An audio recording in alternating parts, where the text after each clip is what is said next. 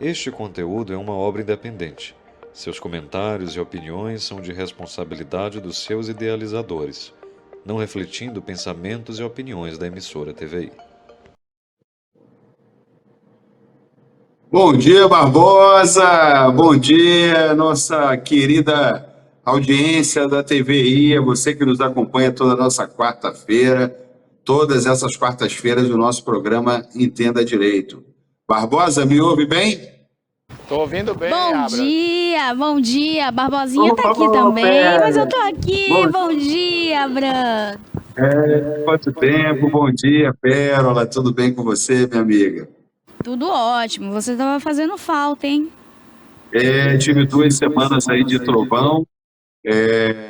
A tempestade ainda continua, mas hoje eu consegui encaixar aqui e estamos aqui para fazer o melhor programa possível, para levar a melhor informação possível para os nossos telespectadores. E Barbosa, você falou que não sabe onde eu estou, mas eu vou dizer, estou em Ilhéus, no meu escritório daqui. Eu acabei de dar uma entrevista lá para a Rádio Gabriela, e como está tendo a semana de inovação, teve uma mudança nos horários lá da rádio, e não consegui ir para aí, senão eu estaria aí. Mas vamos lá, vamos começar? Bora, a Tonezinha tá aqui presente também. Dá um bom dia aí, Tonezinha, pra Bran. Um beijo, Mentoré! Bom dia, Abra. Prazer falar com você. Bom dia, saudade, minha amiga. Barbosa, hoje, a seu pedido, nós vamos tirar algumas dúvidas dos nossos telespectadores sobre contrato de locação, inadimplemento contratual, falta de pagamento de aluguéis, o que acontece e quais são os direitos das partes. Pô, eu vou começar. Vamos lá. O que é um contrato de locação? O contrato de locação é um documento, é um contrato que prevê nele direitos e deveres entre locador e locatário. E neste ponto aqui que estamos, é importante a gente distinguir quem é um e quem é outro, porque existe uma confusão muito grande que as pessoas fazem e a gente está aqui para tirar essas confusões da cabeça de todos. O locador, quem é? A pessoa que aluga o imóvel, a pessoa que é dona do imóvel, aquele que é dono ou possui o imóvel que aluga para o inquilino, que o inquilino, na verdade, é nada mais, ninguém mais, ninguém menos do que o locatário ou a locatária. Tá? Então, essas duas partes são as partes contratantes do contrato de locação. Os contratos de locação, além de descrever o imóvel, a data do pagamento do aluguel, o valor do aluguel e quais são as obrigações financeiras, não financeiras, direitos e deveres de todas as partes, estão ali naquele contrato, ou deveriam estar. Vamos lá.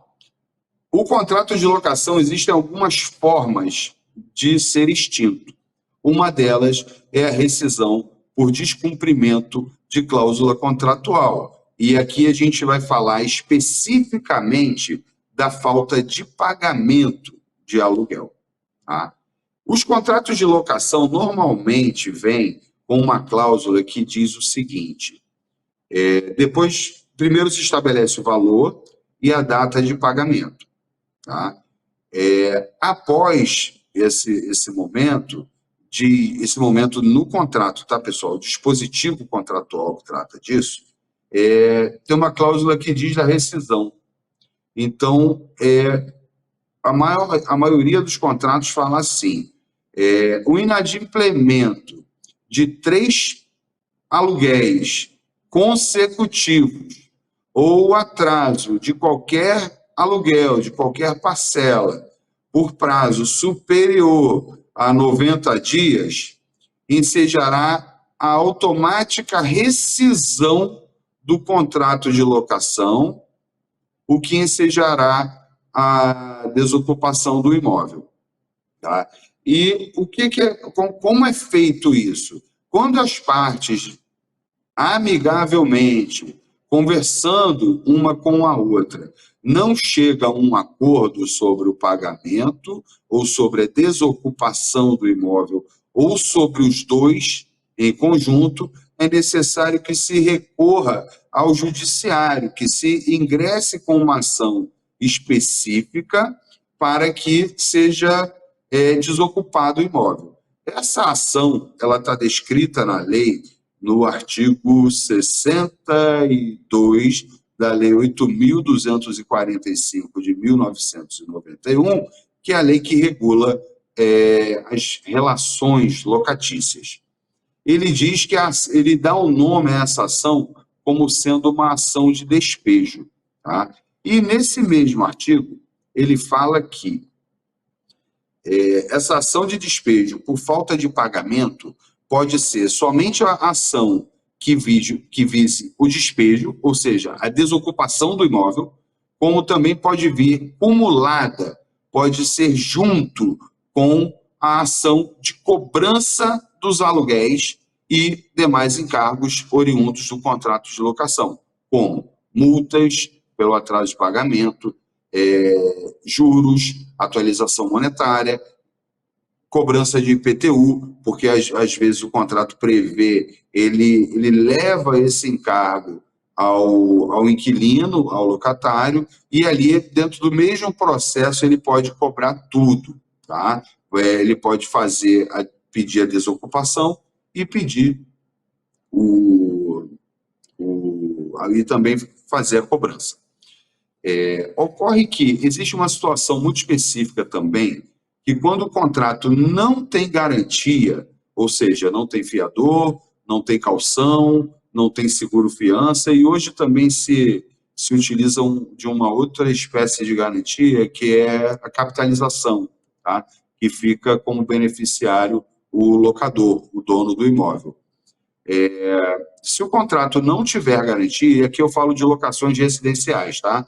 Então, a gente exclui disso a locação por temporada e as não residenciais, que seriam as comerciais.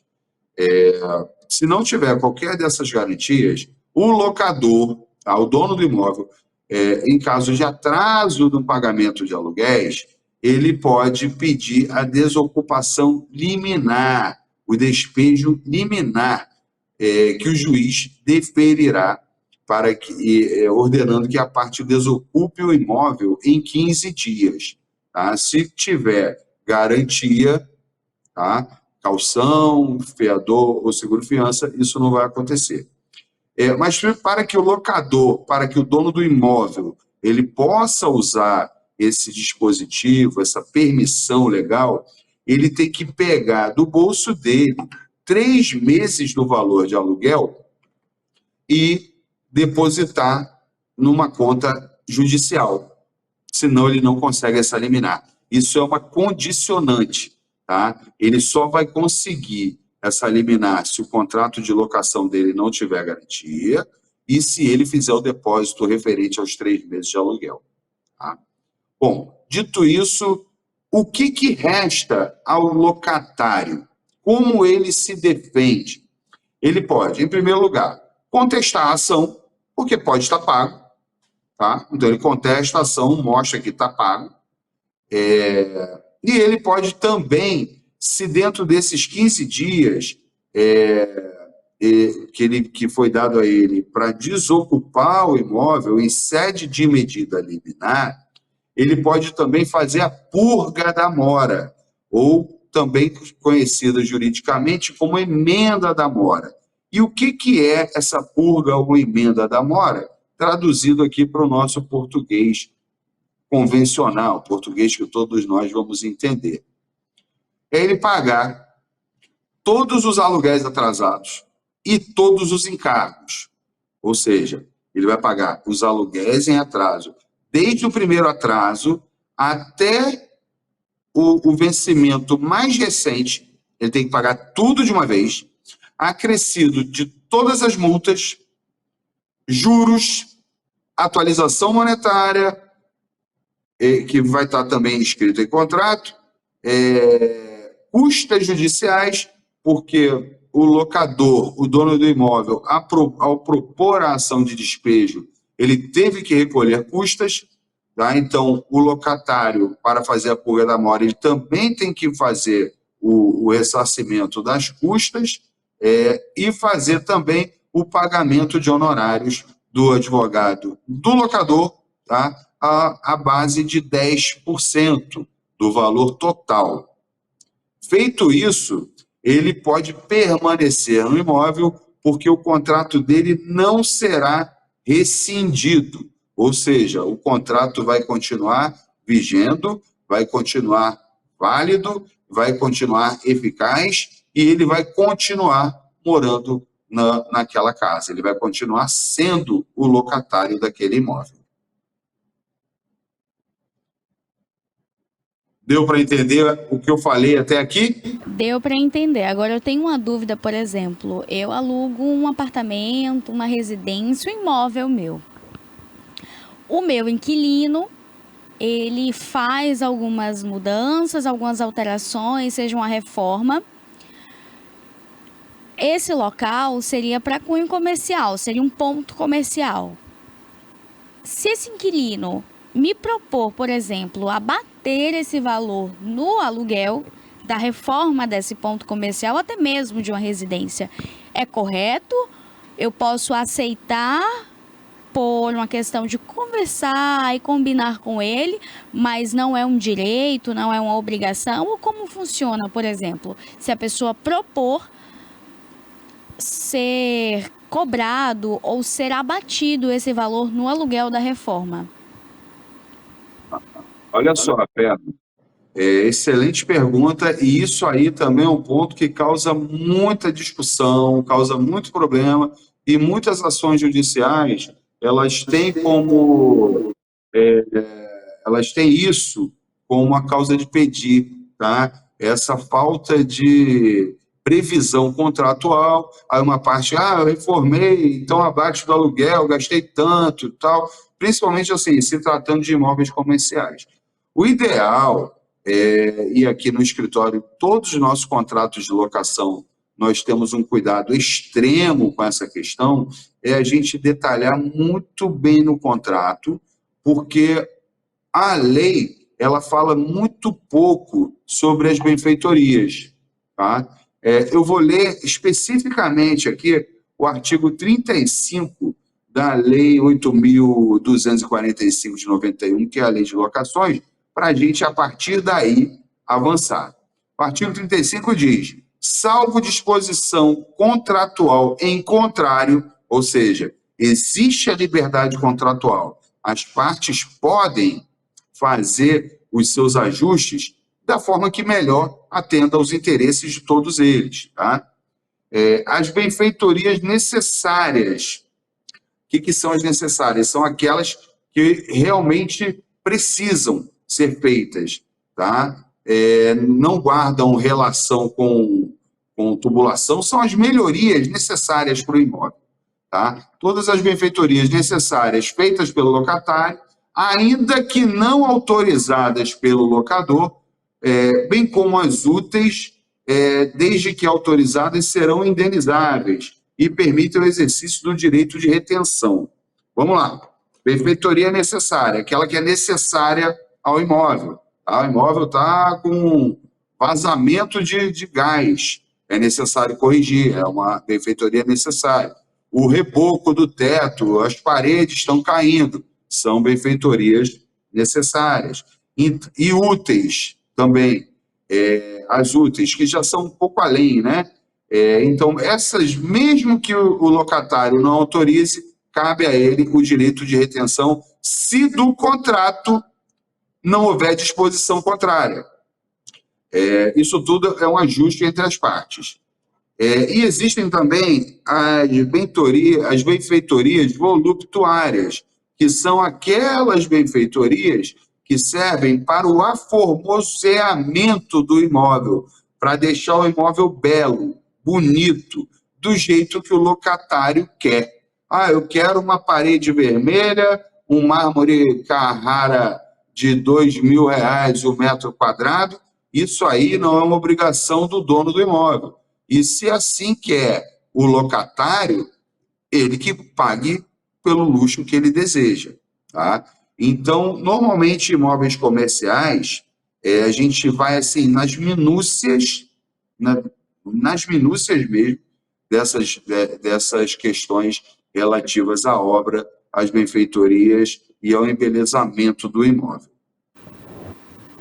Ok, então pode ser conversado, acertado entre as partes, mas as benfeitorias, por exemplo, eu queria entender, Abram, em relação a essas benfeitorias, uma residência que já é antiga, um imóvel antigo, e ele realmente está em um estado que precisa de reforma em alguns pontos. Por exemplo, o quarto, você não vai ficar com um quarto em que mole. De repente você está dormindo, começa uma chuva, você sente ali gotejando. Em situações como essa, você vai consertar um telhado, uma encanação, algo do tipo. O inquilino... Benfeitoria é necessária. Essa é necessária. Agora, se ela a pessoa... precisa ser feita. Agora, se a pessoa ela diz que ela não aceita que seja abatido, como é que funciona agora? Um processo, como é que faz em um caso desses? Nesse caso, se o contrato não dispuser o contrário, dizendo que ela não pode fazer essa retenção, que ela não pode abater esse valor, e a lei diz que ela pode fazer essa retenção, porque o locador, o dono do imóvel, ele precisa entregar o imóvel ao locatário em condições de uso, tá? Então, pelo que você está falando, nessa hipótese, nesse exemplo, o imóvel não está em condições de uso ou deixou de ter condições de uso.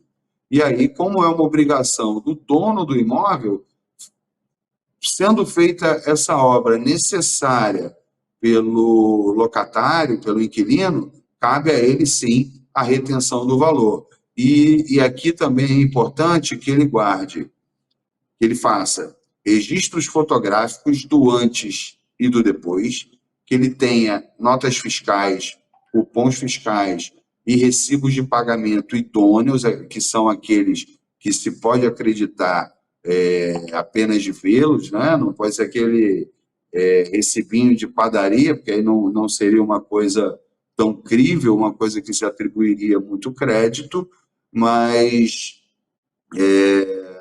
nesses casos, caso o locador não concorde, vai ser ajuizada uma ação para que essa disputa entre eles seja resolvida por uma terceira pessoa, que no caso vai ser o juiz. Questão também que é muito falada as pessoas passam anos, até mesmo décadas, em um imóvel. Como é que funciona mesmo essa questão? Porque tem gente que depois de 20, 30 anos, aquela propriedade então passa a ser dela. Como é que funciona essa questão? Em que a pessoa já passou muito tempo naquela residência, ou até mesmo o que era inquilino veio a óbito, faleceu, ficou ali em poder da família, aquela pessoa já tem 30, 40, 50 anos na residência e não quer sair de jeito nenhum, não quer liberar a casa. Nesses casos, como é que funciona, Abram? Justiça. Você está falando uma hipótese que há muito tempo atrás, há muito tempo não, né? Porque já estou no imóvel há tantos anos, inclusive sem pagar aluguel, vou fazer uso capião do imóvel. Uso capião é uma forma de aquisição originária, uma aquisição primária de bem móvel ou de bem imóvel também, tá? Uso capião não é só para imóveis, não. E aí, decorrido o prazo, né, havendo o decurso do prazo, que a lei diz exatamente em cada hipótese qual o prazo do imóvel, a pessoa ingressaria com essa ação de uso capião, que pode ser feita também extrajudicialmente. Só que não é bem assim, tá? A pessoa está na posse do imóvel, o locatário, o inquilino, ele está na posse do imóvel porque o que deu origem à posse dele? Porque ali ele tem a posse, ele só tem algumas das posses, tá? Na verdade, ele tem a posse direta do bem. ele alugou o imóvel ou teve o imóvel emprestado através de um contrato de comodato, tá? Contrato de comodato é um contrato de empréstimo, tá? Então, ele está ali não como dono do imóvel, ele está ali como comodatário, a pessoa com o imóvel emprestado para ele, ou ele está ali como inquilino, onde o imóvel foi alugado para ele. Então, ele não tem toda a posse e o domínio do imóvel, ele tem apenas a posse direta, ele tem o uso do bem. A posse indireta permanece com o proprietário. E aí você falou dos filhos, né? O proprietário morreu, passou para os herdeiros, aí os herdeiros não cobraram aluguel, deixaram a pessoa morando lá. Existem até algumas hipóteses, assim, mas são raríssimas, que pode haver uso capião, sim, tá?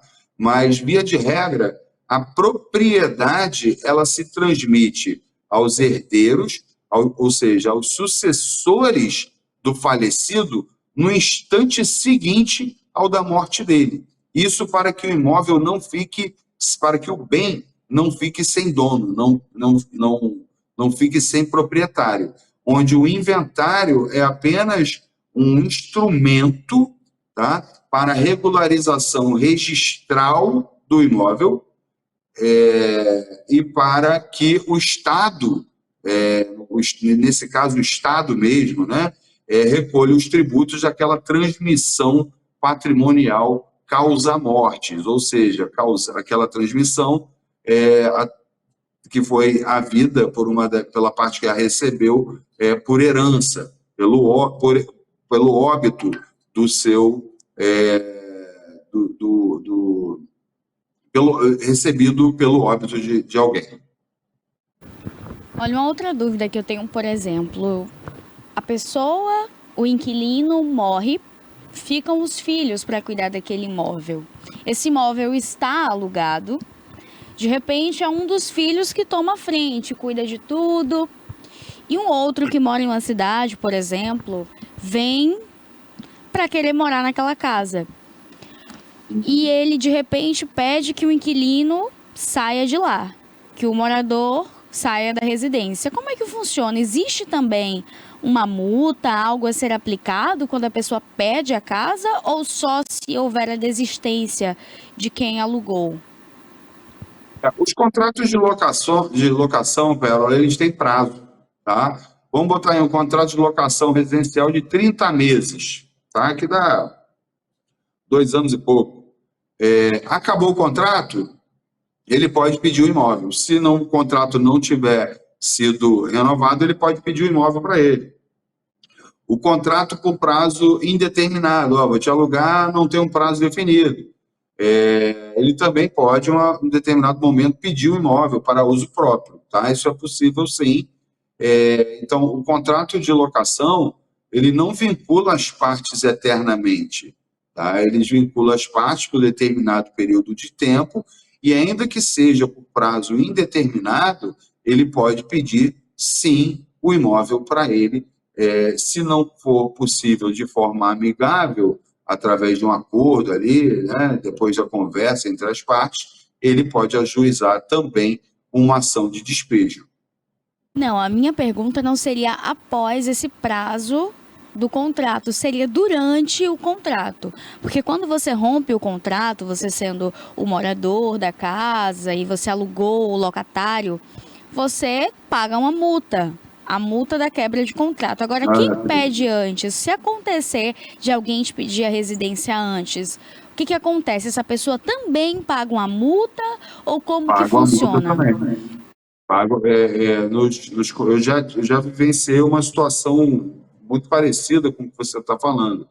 Ele pagou a multa, tá, para rescindir o contrato, a resilição do contrato, na verdade, o termo correto é esse, mas a gente fala genericamente rescisão.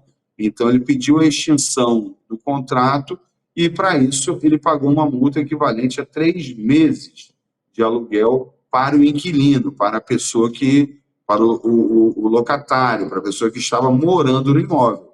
A pessoa que recebeu, né, o locatário, ele até gostou, porque aquele aluguel já estava ficando pesado para ele, e ele já ia sair mesmo. Então, é possível sim, tá? É perfeitamente possível. Outro ponto também que acontece com frequência, às vezes a pessoa passa justamente por alguns apertos ali, ou devido a alguma circunstância ela não paga o aluguel, ela já está devendo há alguns meses, ou está pagando a metade, o valor cortado, e não o valor integral. De repente, a pessoa pede a casa, o inquilino pede a casa, a pessoa sai da residência, mas deixa ainda alguns imóveis dentro do imóvel.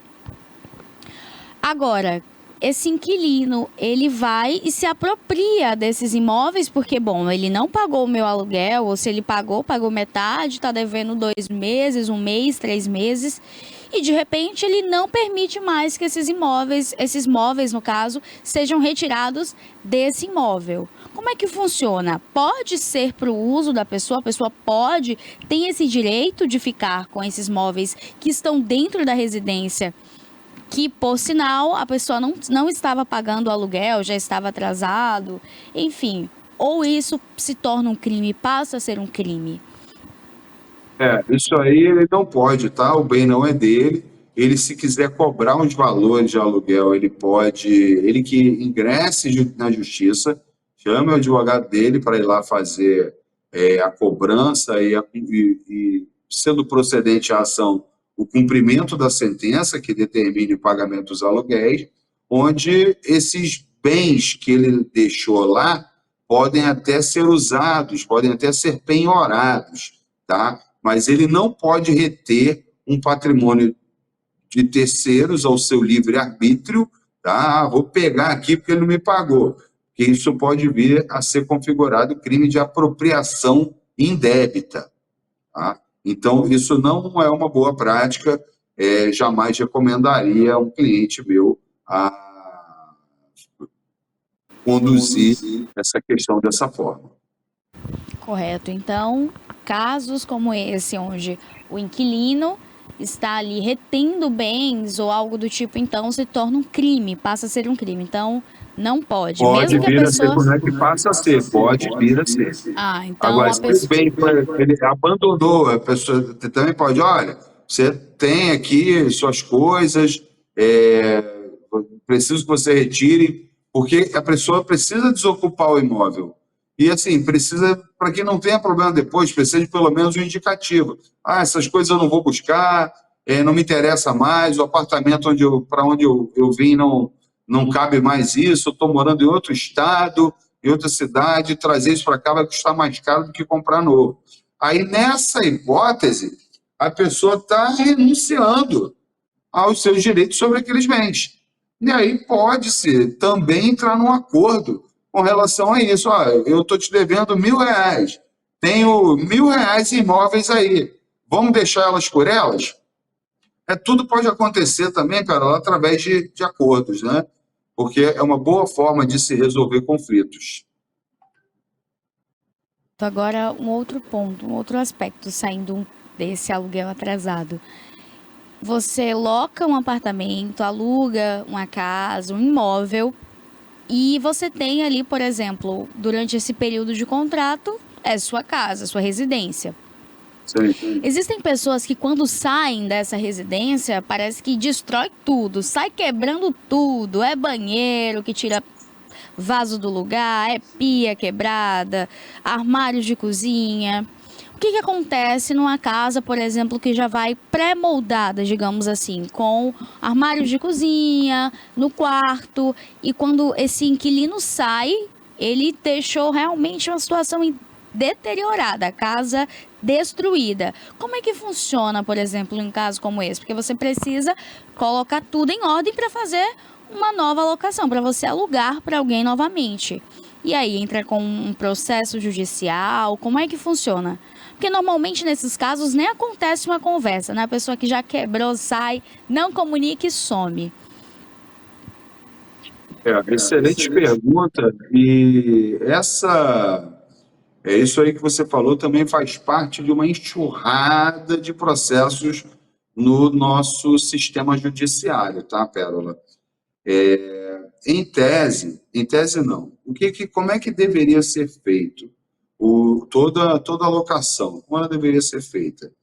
Vistoria de entrada. Olha, estou te entregando o imóvel desta maneira. Aí fazer realmente um memorial de tudo que tem no imóvel.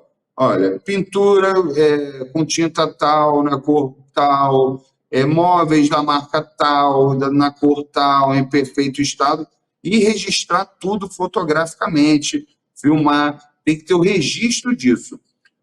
Os dois, locador e locatário, se encontram em um dia e verificam item a item daquele memorial, daquele relatório, né? daquela lista de itens da vistoria prévia do imóvel, da vistoria de entrada. O contrato de locação seguiu e uma hora acabou. A pessoa se mudou. Quando da entrega do imóvel pelo locatário, deveria ser feita uma vistoria de saída, onde verificam-se não somente as condições físicas do imóvel, mas também todos aqueles itens. A pintura foi danificada aqui, você mudou minha pintura, o piso aqui você mudou, não é mais esse piso, o meu armário embutido, que eu paguei R$20 mil para estar nessa cozinha, você botou fora e colocou botou umas prateleiras de aço. Então, eu quero que você restabeleça ao status quo, ao estado anterior, tá? O imóvel para ficar exatamente do jeito que eu te entreguei. E aí se ressalva as peças os itens, né? Que pelo desgaste natural do uso não seja possível, não haja necessidade, porque as coisas também são gastas, né, quando utilizadas. Então, é necessário a vistoria de entrada, a vistoria de saída e a comparação dos dois. Havendo divergência nos itens, se no contrato dispuser isso, e normalmente dispõe, a locatária deverá devolver o imóvel para o locador, para o dono do imóvel, exatamente como recebeu. Deve ser assim. E as partes não chegando a um consenso, normalmente esses contratos terminam em briga, e infelizmente isso é muito comum, vai-se para a justiça para que o juiz decida por elas, o que elas não tiveram condição de resolver sozinhas. Olha, então a gente deixa para esclarecer Epa, agora. Tonetinha levantando o dedo, lá vem bomba aí. Tem, Toné, pergunta? Tenho 3. Ponto, vá. Solte aí, Toné. Bem, seguinte, bom dia, né, doutor Abra? Veja bem, tem 3 assuntos. Uma é a sublocação, a outra é preferência de compra quando você está alugando uma casa do locatário, quando você está com a casa alugada, o imóvel alugado e o locador quer vender. E outra também é sobre, eu falei rescisão do contrato, sublocação. Eu quero ver a rescisão do contrato também, se eu posso desistir antes, logo no início do aluguel. Primeiro, me explica isso. Se eu quero rescindir o contrato, eu fiz o contrato, por exemplo, por 1 ano, mas antes de 1 ano eu quero rescindir o contrato. Eu vou ter que pagar multa ou isso tem que ser acordado no ato do contrato? Como é isso? Toné, a rigor você tem que pagar multa, porque quase todos os contratos com prazo de locação por prazo determinado devem ser cumpridos até o final do prazo, tá? Onde ele será extinto. O descumprimento, né, ou seja, a extinção do contrato antes do decurso do seu prazo integral, pode ensejar multa sim, tá? E aí você pode ser obrigada a pagar essa multa sim. A multa, de fato, pode ser devida se o contrato dispuser dessa forma, tá? Então, aqui já fica uma dica para todos os nossos telespectadores, Se tiver nos planos, estou alugando agora por 1 ano, mas é provável, é possível que em 6 meses eu vá residir em outro estado. Bota uma cláusula lá que é possível a rescisão por conta disso, daquilo, ou outras hipóteses também. Então, cada contrato deve ser feito de uma forma única e que atenda especificamente aquele negócio jurídico que as partes estão tratando. A gente não pode imaginar que um contrato vai servir a todos os interesses, a todas as hipóteses, porque certamente não vai, e a gente tem que entender muito bem qual a condição e a situação de cada uma das partes para que o contrato fique ajustado. Por isso que é importante sempre você ter ao seu lado, quando da celebração desse contrato, seu advogado de confiança, porque ele vai fazer com que os seus interesses sejam protegidos dentro do contrato. Porque assinou e não está no contrato, já você fica para trás, você não fica bem. Agora, pegando Com relação... Peraí, pegando esse gancho, peraí, vamos ver aqui. Então, essa rescisão dos contratos em 6 meses, eu posso passar para outra pessoa? É isso que eu estou dizendo, a sublocação faz parte aí. Eu posso sublocar para outra pessoa? Passar? Então, não o contrato propriamente dito, mas para um pagamento, outra pessoa ir morar nesse imóvel? Olha só, isso aí não seria uma sublocação, tá? Seria uma cessão do contrato de locação. Normalmente não é permitido contratualmente isso, tá? Normalmente não se permite. Os contratos proíbem a cessão do contrato a terceira pessoa estranha ao negócio jurídico original, ao contrato original. Mas isso também pode ser negociado. Muitas vezes isso acontece em contratos de locação não residencial, nos contratos comerciais, onde existe lá uma cláusula onde permite-se a cessão a uma terceira pessoa, que pode ser pessoa física ou pessoa jurídica. Quanto à sublocação, você aluga um apartamento de 3 quartos, você só mora em um dos quartos, e você subloca, você aluga os outros 2 quartos para outras pessoas. Isso é a sublocação. Alguns contratos proíbem de forma veemente a sublocação, onde a própria sublocação é motivo para rescisão contratual e pagamento de multa. Já outros contratos permitem a sublocação. E a própria lei, ela traz, e aqui eu vou te dizer exatamente, algumas regras sobre a sublocação. Tem um valor. O valor da sublocação, ou seja, você alugou o imóvel por R$1.000, tá? E aí você vai sublocar os outros quartos do imóvel. Você só está ocupando um. O aluguel da sublocação poderia ser o da locação. O valor da sublocação não poderá exceder o valor da locação. Ou seja, se você alugou para si o imóvel por R$1.000, a sublocação que você fizer dos outros 2 quartos, você não poderia receber 1.100. Você estaria ali adstrita ao valor da locação de R$1.000. Seria o balizador para isso, tá? Já nas habitações coletivas multifamiliares, isso muda. Você pode receber até o dobro disso, ou seja, alugou aquele imóvel, tá? Residencial multifamiliar, que serve a mais de uma família, por R$1.000. E aí você pode sublocar para outras famílias pelo valor limite de até R$2.000. Não pode ser maior. Mas isso tudo desde que o contrato de locação que você tem com o locador permita a sublocação. Agora, sobre a questão que eu falei, se eu estou morando nesse imóvel já tem uns 3 anos, 4 anos, sei lá, qual seria o prazo? Aí o locador quer vender o imóvel. Eu tenho prioridade na compra desse imóvel? Tem que me ouvir Tem antes? prioridade na compra. Isso Sim, aí. peraí, mas tem prazo, por exemplo, se eu só moro lá há 1 ano, ou tem que ter mais tempo para mim ter prioridade?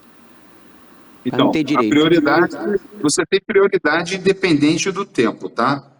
Se você está lá há um dia, você já tem prioridade. Como é que funciona isso?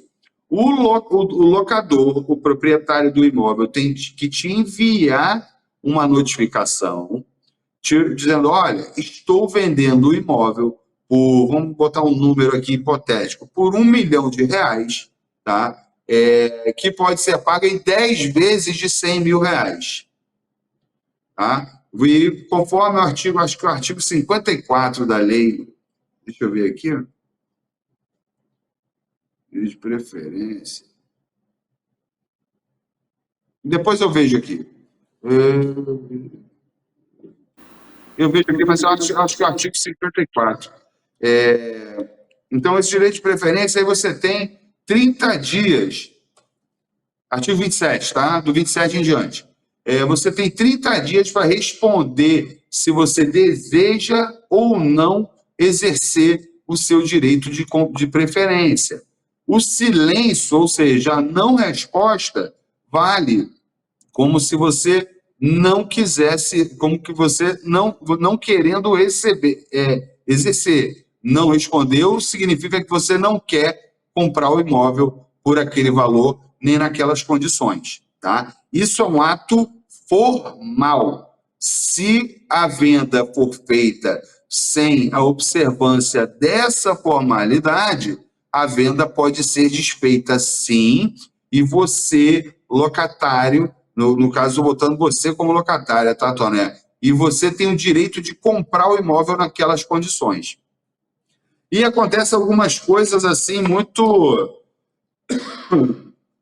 interessantes, né? Que dão muito problema. O cara ele lança o imóvel à venda por R$ 800 mil e para pagamento à vista, por R$ 1 milhão para pagamento à vista. Depois, aí ele vende o imóvel numa negociação por R$ 800 mil e pagamento parcelado. Só que você não podia comprar o imóvel por R$ 1 milhão à vista, mas por R$ 800 mil de forma parcelada, você poderia. Então, é possível, sim, que você também ingresse com uma ação visando desfazer o negócio que foi feito anteriormente para que você exerça o seu direito de preferência nas condições que o imóvel foi comercializado. Deu para entender? Deu para entender. Agora, o locador tem a obrigação de comunicar ao locatário que vai vender o imóvel antes de qualquer processo de negociação com um terceiro? Olha, em tese sim, Toné, ele teria essa obrigação sim de oferecer o imóvel antes, tá?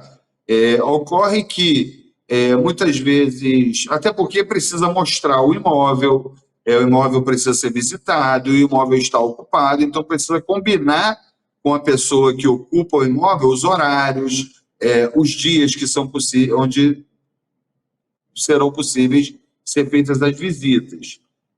Então, via de regra, e isso aí, como falei, é uma formalidade, é necessário, sim, que essa comunicação seja prévia. Também, nos contratos que a gente faz aqui no escritório, e acredito que os meus colegas advogados e outros escritórios também façam, já existe no contrato uma previsão de que caso o imóvel venha a ser colocado à venda, vai ser feita, vai ser formalizada a questão do direito de preferência e que o inquilino, né, que o locatário, se compromete a deixar o locador ou corretores de imóveis apresentarem os imóveis no dia tal, dentro do horário tal, com um aviso que anteceda, que seja de no mínimo 72 horas, 24, e é uma condição que as pessoas podem ajustar livremente. Agora, outro assunto, o valor do aluguel. Esse reajuste, por exemplo, no caso, passou, foi a partir de um ano é X, a partir de 2 anos é Y. Isso tem que ser acordado no contrato? Isso ou é o bel prazer do locador? Ou tem ainda, está sujeito a algum índice oficial? Como é isso, esse reajuste? O índice que corrige as locações, como regra, a gente tem o IGPM, que é disponibilizado pela Fundação Getúlio Vargas. Então, normalmente, esse reajuste ele é anual, mas pode ser em periodicidade menor. Eu já vi contratos onde o reajuste ele era bimestral, ou seja, a cada 2 meses fazia o reajustamento do aluguel. Tá? Agora, não podemos confundir reajuste do aluguel, que é meramente uma atualização monetária, tá? Com aquele indexador que deve ser aplicado, com a alteração do valor do imóvel. Tá? Acabou o contrato, eu te aluguei por R$1.000, é o que vale hoje. Daqui a 30 meses, o valor do aluguel naquela região para o imóvel com aquelas características não é mais 1.000, é 1.500 ou R$2.000. Vamos botar 2.000 para ilustrar melhor. Tá? Houve uma valorização por uma série de fatores que podem ocorrer da locação de imóveis naquela região. Então, no novo contrato, vai ser pactuado um novo valor de aluguel. Eu também já vi o valor do aluguel ser reduzido em função de fatores que fizeram com que o aluguel naquela região especificamente tivesse queda e não aumento. Tá? Então, o reajuste é a atualização monetária pelo indexador que está lá no contrato, normalmente o IGPM, e normalmente é anual, mas pode ser em períodos menores, e o valor do aluguel é quando for feito um novo contrato. Obrigada, Pérola. Olha, chegamos ao fim do programa de hoje, Abraham. Passou rápido, né? Chegamos ao fim, foi um assunto bacana, um assunto que com certeza tira muitas dúvidas e esclarece, né? Embora a gente tenha muito mais dúvidas ainda para serem tiradas aí. Já quero te agradecer aqui pela sua presença hoje, pelo quadro de hoje, o Entenda Direito sempre trazendo aí assuntos relevantes e claro que mudam muito, né? Trazem aí à tona os nossos direitos e até mesmo para que a gente consiga fazer, né? Como no caso desses, você agir ali da forma correta e evitar até danos maiores, né? Prejuízos maiores. Então, obrigada pelo quadro de hoje. Nada, eu que agradeço mais uma vez. Um beijo para você, Pérola, um beijo para você, Toné. Um grande beijo para você, nosso telespectador. Quarta que vem estaremos aí novamente. E quando for fazer o seu contratinho de locação, seja você locador, seja você locatário, não esqueça de contratar, de chamar o seu advogado, tá? Contratos que a gente busca na internet normalmente não são tão bons assim. Tá? Então, procure o seu advogado de confiança para que ele faça um contrato que atenda aos seus interesses, que esteja dentro da legalidade e que atenda também aos anseios do locatário. Tá? Esse é o recado que eu queria deixar como recadinho final. Então, um excelente resto de semana para você, excelente feriado para quem for de Ilhéus, que quinta-feira aqui é feriado, e aproveite a família, porque é o que há de mais importante.